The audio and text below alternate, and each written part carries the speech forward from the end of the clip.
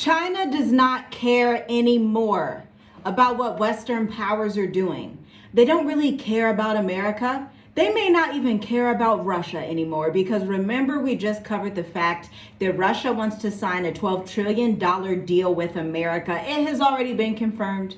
You may feel some type of way, but I'm just trying to let you know. If you don't know the history, America and Russia are cousins, okay? Like for real, for real. But anyway, China has just allowed 100% free tariffs to the continent of Africa.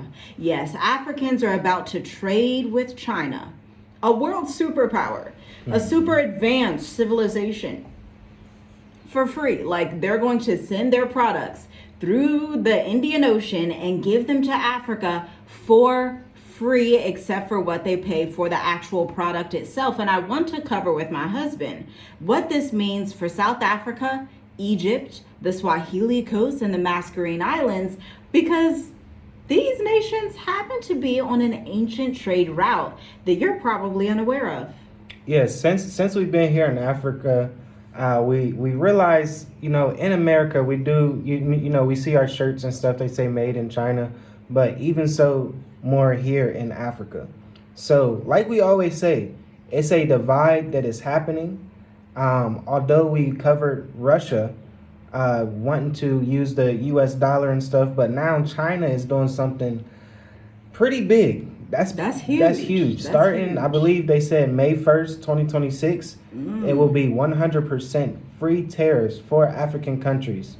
53 African countries. I believe it was one, Eswatini, that is not included because they have relations with Taiwan, and I guess they feel some type of way about that. So, yeah, this is big. Like, a lot of items, a lot of products comes from China, comes from India and stuff. So China, they play chess in a way, and also they play checkers. So if you understand checkers, and you understand chess, you know what I'm talking about. But these are big moves that is happening. So powers are shifting, economies are shifting, nations are shifting to try to make sure this tariff and this trade that Donald Trump started last year. I would say around this time. I want to say it was April, May time. So about a year ago. It's like, wow. Now countries are pushing back. Yeah, countries are pushing back. So yeah, stay tuned to the end, guys. Make sure you like the video. Leave your comments below and let us know, like, is this like a big deal, or is it just, wordplay? Exactly. And you know what? Just look at the world right now. We have covered so much. Just since the beginning of 2026, the Venezuelan president had been captured. America is saying they want Greenland. Russia's now saying they want to sign a $12 trillion deal with America and return to USD. And literally just a couple of days after, China's like, you know what? Russia, if you do that, that's fine. America, you do that, that's fine. I'm going to make 100% free tariffs for Africa. Now, this is so beneficial because typically a European or Western colonizer, they're allergic to making deals that make sense for other humans on Earth. But this is where China understands ancient civilizations, because let's not forget, back in ancient times, the Afro-Chinese, because they were more phenotypically African looking at that time, owned trade routes with the Africans that live in Africa. Across Egypt was a civilization superpower that exported grain, gold, papyrus across the Mediterranean and the Near East. Then the Swahili Coast, which we once lived in and traveled through extensively, and to Kilwa, Kisiwani in Tanzania, where they would trade slaves, gold, copper, all the things. They would take slaves from the interior of Tanzania and the Congo, the eastern border of the Congo, transport them out to the Swahili Coast, to Zanzibar, to Mauritius, to Madagascar, to Iran, to Persia, to everybody up and around those areas. And they traded spices, ivory, gold, textiles, even up to Arabia, Saudi Arabia and all those guys, and China with the Indian Ocean. Then Southern Africa, so South Africa, Botswana, Namibia, at this time they had fed global demand for minerals before the world even knew what these micro minerals were. Then islands like Mauritius were there also for rest times and critical maritime trade routes. They have lighthouses out here in a city that's called Albion, which would once host the little light that people would need to see at night, because you can imagine if you're sailing the Indian Ocean at night, it's pretty dark. You don't know where the next island is. You don't know where land is. So you would have needed that lighthouse.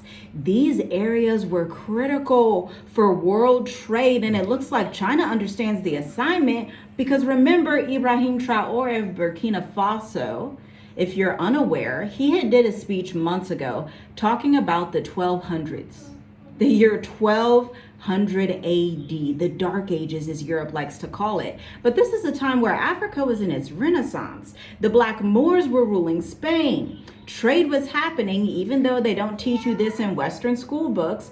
Trade was happening between the continent of Africa, the Swahili coast, and China and India. They were working together way before Europe was even a thought. These nations traded together in ancient Egypt, traded together in ancient Zimbabwe, traded together even to a more recent time, which was the Roman Empire. And so these countries are like, you know what? Maybe we don't need the United States. Maybe we don't even need Russia. Let's work together and put these ancient civilizations back together. And I'm going to tell you this, the Western world, the entire Western world, anywhere that has Europeans, they should really be paying attention to this, because this can crash all of their economies.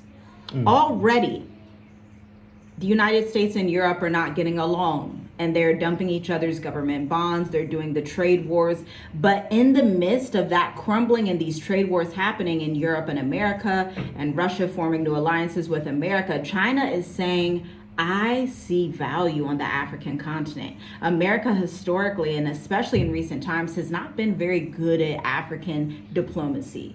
America really doesn't have any true resource bases in Africa the way that China does. China builds railways in Africa. China comes with infrastructure. China really does the mining, the resource digging. And people say, the Chinese treat the workers fairly bad. And, that may be relatively true, but let's also compare King Leopold of Belgium, who slaughtered 15 million Congolese people. Let's also talk about some of the bombings and wars that happen in Nigeria and Somalia due to the United States government. So it's like you're kind of playing this tit for tat, who's worse. But African nations are going to choose China when it comes down to it. And they're even going to choose China before Russia, because Russia is not as AI economically or technologically advanced to supply some of the resources they need. They really only supply resources to Burkina Faso, Mali, and Niger, and that was military resources, okay? But China comes with that infrastructure. They're coming saying, look, we can trade together, and we can just pay each other, whatever we want to pay each other in yuan. And we don't have to have any tariffs and taxes. In fact, you guys, they're probably going to start saying, just come over here visa-free to Asia. We could just work together and have our global south side of the world, which is the perfect time and reason for you to diversify on the continent. Yeah. But people always say, can I open a bank account in Namibia? You have to be on the continent with a residence permit or a digital nomad visa to even be able to function in Africa. You can't do lukewarm, tit for tat, back and forth. Yeah. If you are invested here, be invested here. Yeah, I was going to say the signs is there. They're telling you what the bigger picture is. And we see the bigger picture, as we've been saying for the past 5-6 years. Kind of like Africa is going to be the future. Once Africa get their inner problems together, right. Africa is going to rule. This is a continent. You get what I'm saying? I believe it was Akon was talking about the biggest problem in Africa is if you go to a border in Africa, you have to pay and get a visa, right? Yeah. But once Africa start to realize, which is starting to, in West Africa with Burkina Faso, Niger, Mali, you even get what I'm Zambia saying? They're starting to create their own resources, like their money and stuff, right? So pretty soon, I'm pretty sure that they will stop doing borders. So that will be the ultimate play that Africa could do. because you got to think, in America there's 50 states, right? So, or never mind, I won't say Canada, but yeah, there's 50 Canada, states. Venezuela. Yeah, Oh, gosh. there's 50 states, and every state you could just drive through, right? So just imagine you try to cross a state line, and you have to get a visa. You have to, go through a process just to cross that line. So that's basically what's happening here in Africa. But once they stop that, once they put that wall down and realize this is a continent, just how North America is a continent, it will be something big. And China realizes that.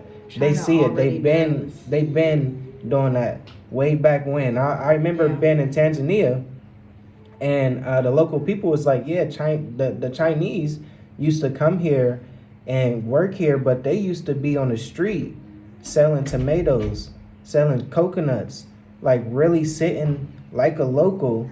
But now, and this was back in 2020, 2021, 2022, but now they're building bridges, they're building railroads. You get what I'm saying? So they already knew the plan. That's what I'm saying. China, they move very strategically, and they don't send people here to Africa to play. Look, if you're coming here to Africa and you're Chinese, you're gonna know the language. Yeah. If that's French, that's gonna be French. If it's Swahili, that's gonna be Swahili. If it's Creole, I'm pretty sure it's gonna be Creole. So it's like, yeah, they move a little bit different, and they're telling people that's watching, that can see what the bigger picture is, and that's Africa. That's the continent. So this is why we always come on here and say, like, yeah, you might want to think 5-10 years ahead of time, and realize how important Africa is going to be, because we already know if the foundation, the point blank period point is Africa has all the resources. Every nation come here for the resources. Yeah. So yeah, it's time, y'all. It's really time to think about, like, okay, how can I have a plan? How can I get to the continent and be sustainable, and really learn how to move around, really learn how to live properly?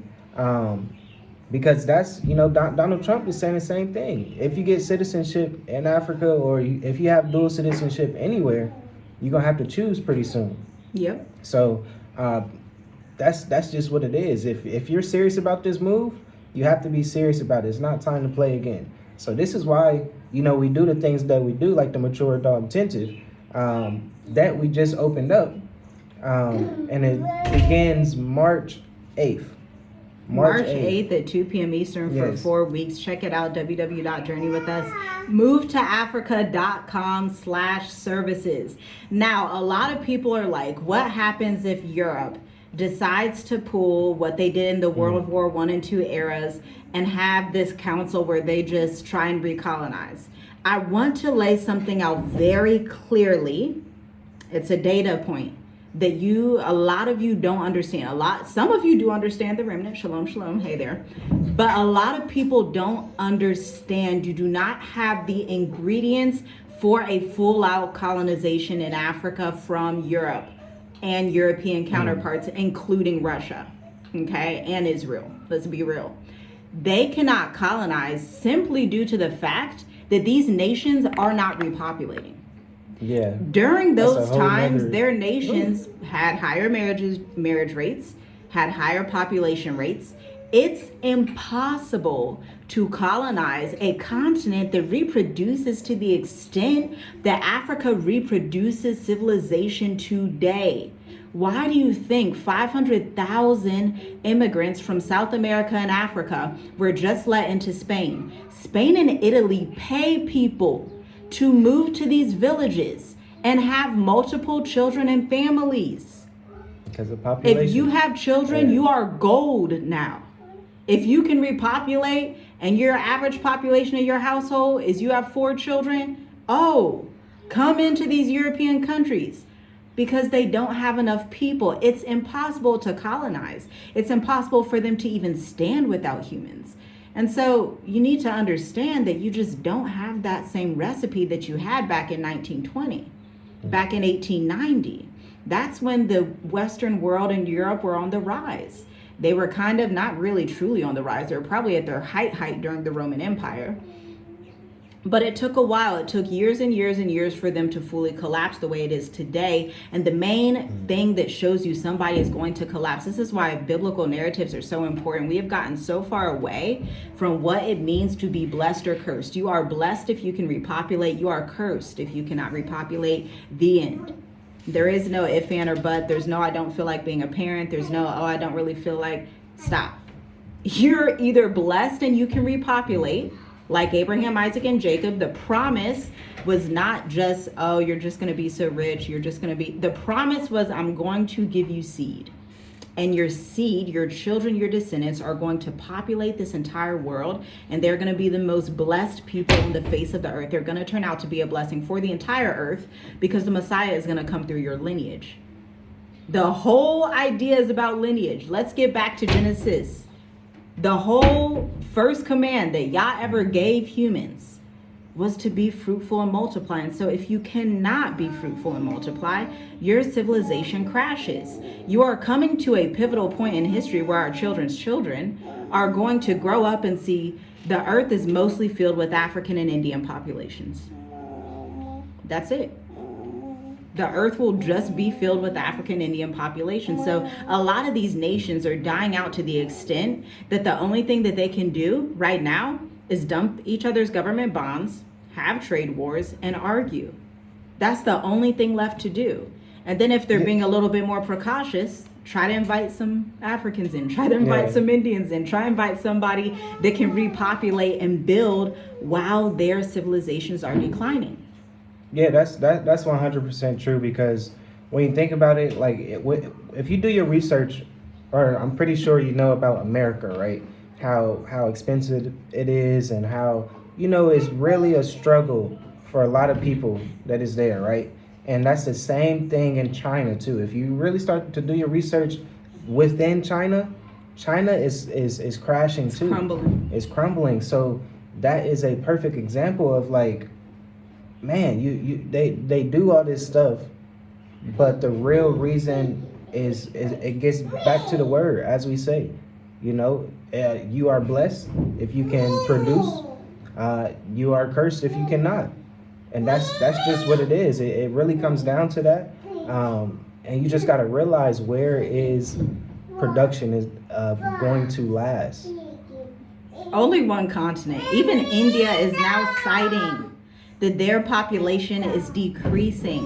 And by 2080 or something like that, it's a way off, that they will not be able to repopulate their society. The only functional continent left on Earth in the very, very near future, like we're young, so in our future, is Africa. Africa is the end time solution. Africa was the beginning. Africa is going to be the end, period. Function is key. That's a good one. Function is key. Yes, and understand, with African goods entering China tariff-free, I want you to understand that places like Mauritius, Kenya, South Africa become a compliance bridge. Goods do not need to move cheaply. They just need to move cleanly. Documentation, standards, and financial routings. Mauritius specifically is structured and designed for this moment. So you can expect growth in Mauritius and some of the other regions in this area, and export-oriented small businesses, trade services, warehousing and value-add processing, and professional services linked to Africa, Asia trade. Do you hear that? If you are in professional services, you probably need to be diversifying and get out here. And when I say get out here, for you it could be Dubai.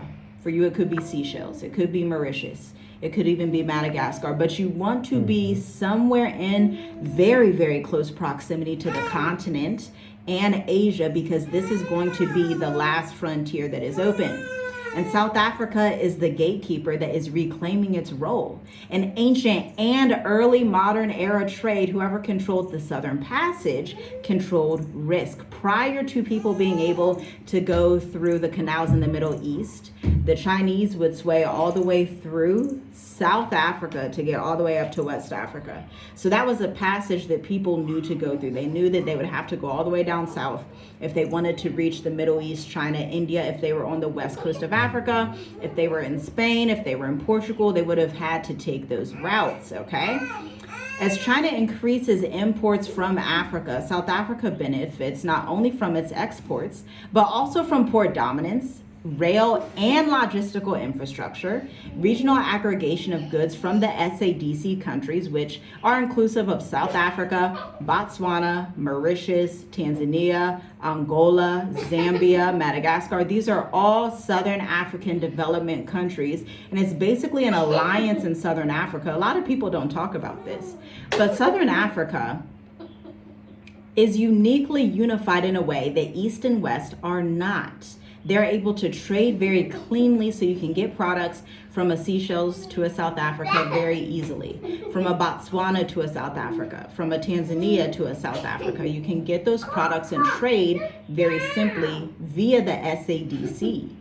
Historically, these southern routes mattered when the northern territories, you could not trade in those areas. And it looks like we're going back in time, because the Western civilizations are a house divided, a house that cannot stand. They are fighting against each other, these trade wars and these government dumping bonds and this, hey, I don't like America, or hey, I do like America now, or hey, I don't like Greenland, I don't like Denmark. Hey, people are just crumbling on that side of the world. But this, again, as we've been talking about for 6 years, this creates a beautiful pattern for the global South.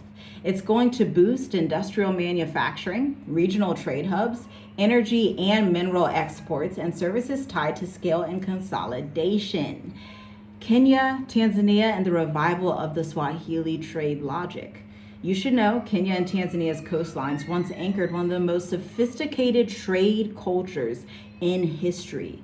The Swahili cities were multilingual, commercially literate, and deeply, deeply networked between Tanzania, Kenya, Somalia, India, China, and Iran, which in previous times was called Persia.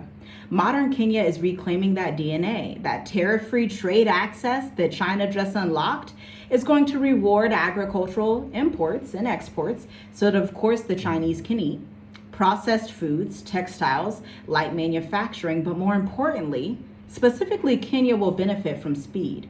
East Africa is much closer to Asian markets than most of the continent, and its youthful labor force mirrors ancient merchant classes who adapt quickly to demand. Can somebody say African Renaissance in the making? Okay. And then Egypt, again, I want you to remember, is the eternal trade spine. If Africa has a backbone, Egypt has always been it.